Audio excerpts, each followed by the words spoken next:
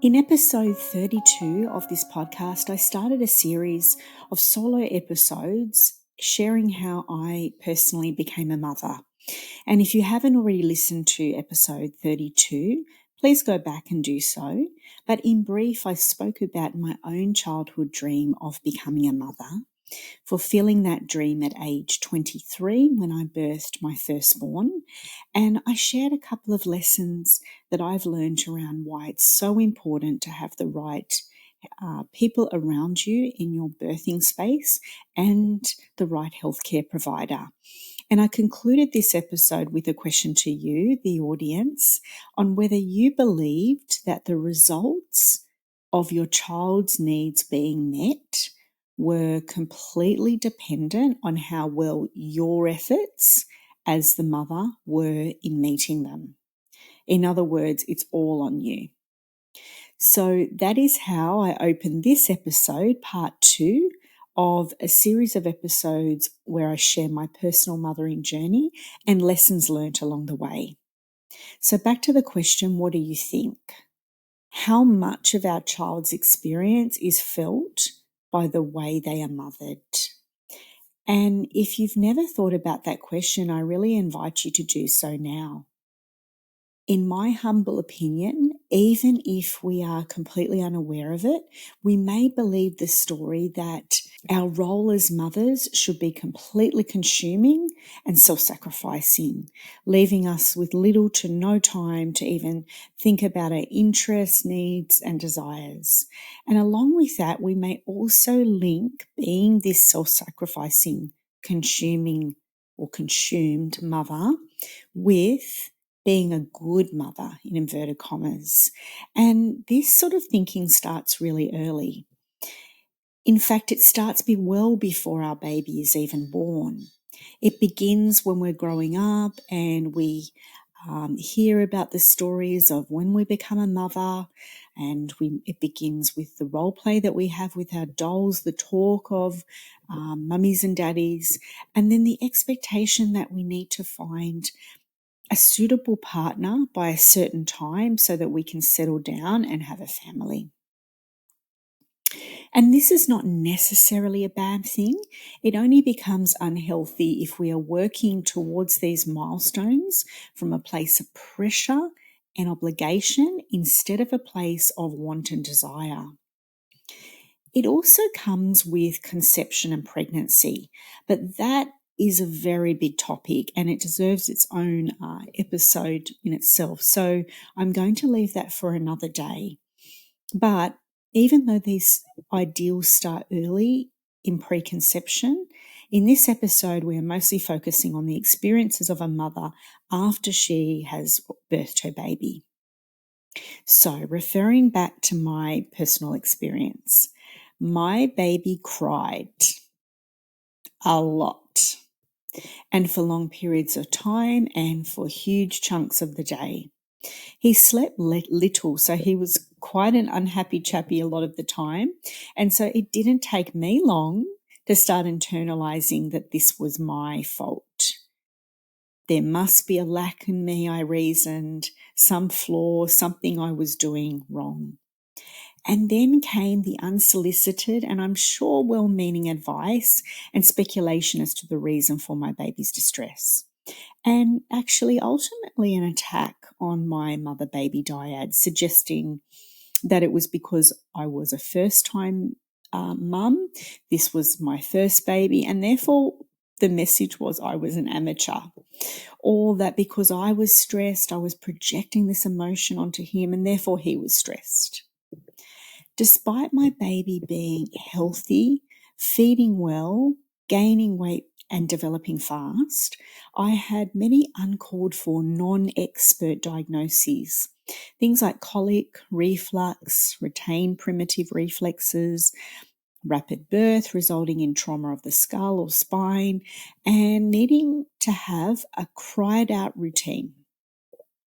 I was even told that I needed to paint my baby boy's room pink, give him honey on a dummy, and bath him twice a day, which we know now are all, definite no-nos. And please note, I'm not discounting that there are babies that do have legitimate medical diagnosis with conditions that require some treatment. In this conversation, I'm merely recounting my own personal experiences. The conflicting advice, opinions, judgment, all it did was confuse, frustrate, and discourage me. And might I note, with all of this, there was still no support.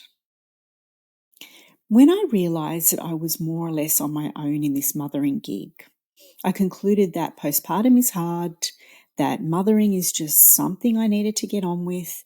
And so I got completely focused and made an agreement with myself that if I just got perfect, in inverted commas, and was able to keep all the balls in the air at all times, and everything would be okay.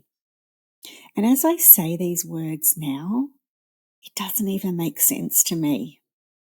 It actually makes me feel quite sad to realize that the young mother in me took on such an unrealistic expectation that could never be achieved, and yet she didn't know there was any other way.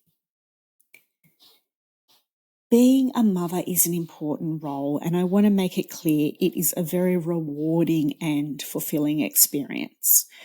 But make no mistake, it's not perfect. How could it be? There are no perfect children, just the same as there are no perfect parents and no perfect humans, full stop.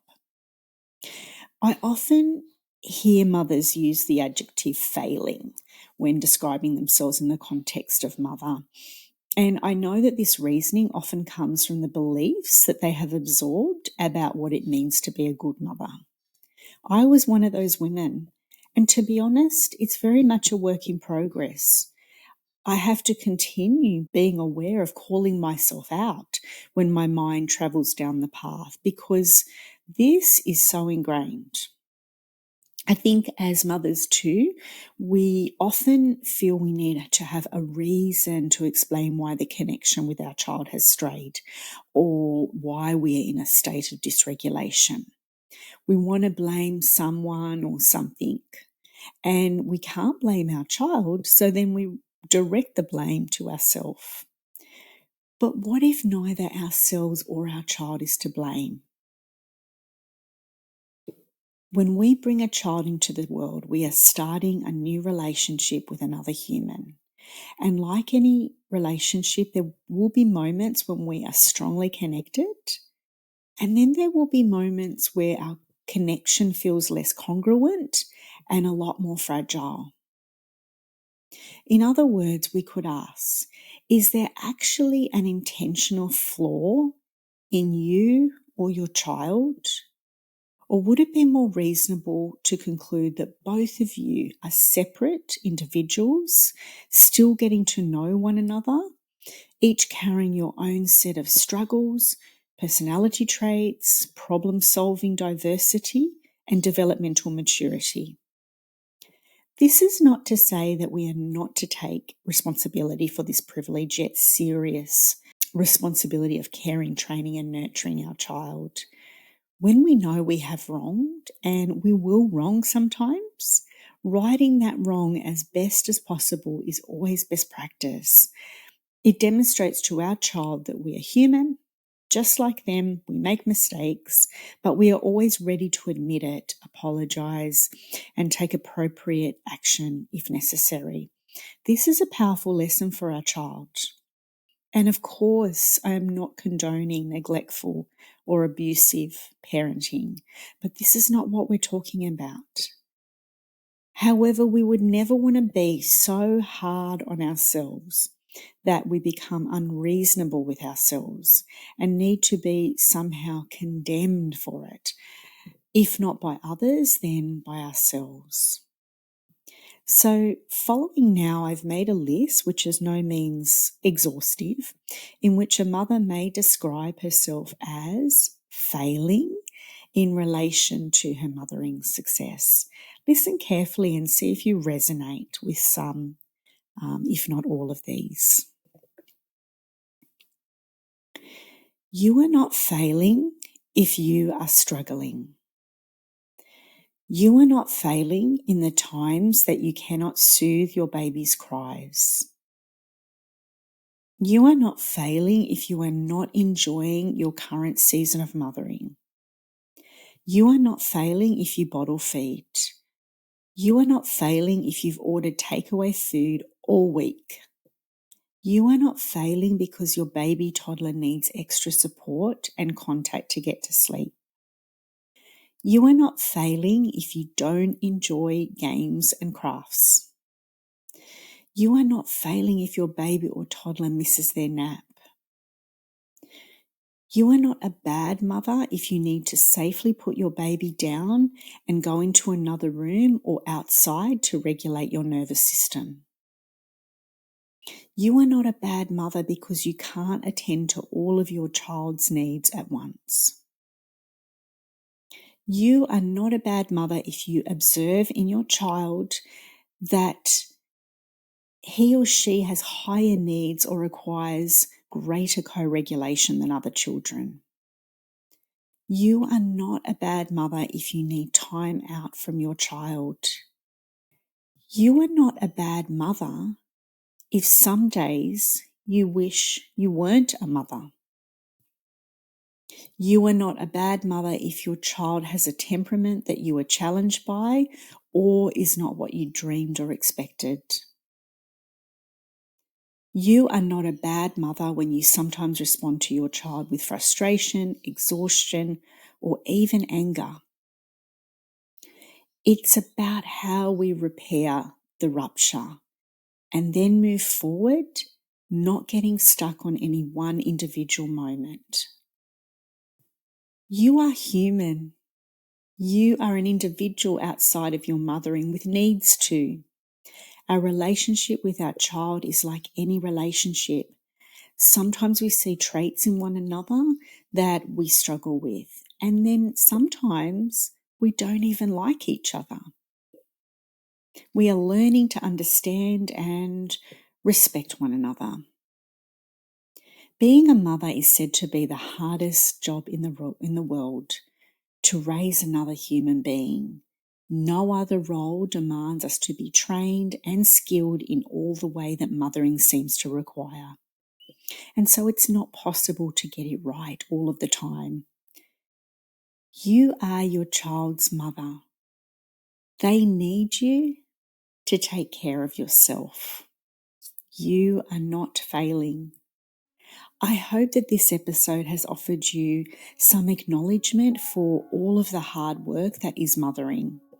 It is also my deepest wish that you've been able to call out some of the lies that we have been fed about what it means to be a good mother, and then perhaps maybe you'll feel a little lighter after listening to this episode. Warm love to you, Mama. I hope that you enjoyed this episode and that it offered something helpful to your own mothering experience. If you are a pregnant woman or know someone who is, head over to my website to receive your free copy of the postpartum checklist and contact list. And if you'd like to be better prepared for your postpartum, both practically and mentally, purchase the Peaceful Postpartum ebook, a 52-page interactive guide on what you need to know and what matters most in postpartum. And so that we can get these conversations out to more mothers, I'd be grateful if you could like, share, and review this podcast, and we'll see you next time.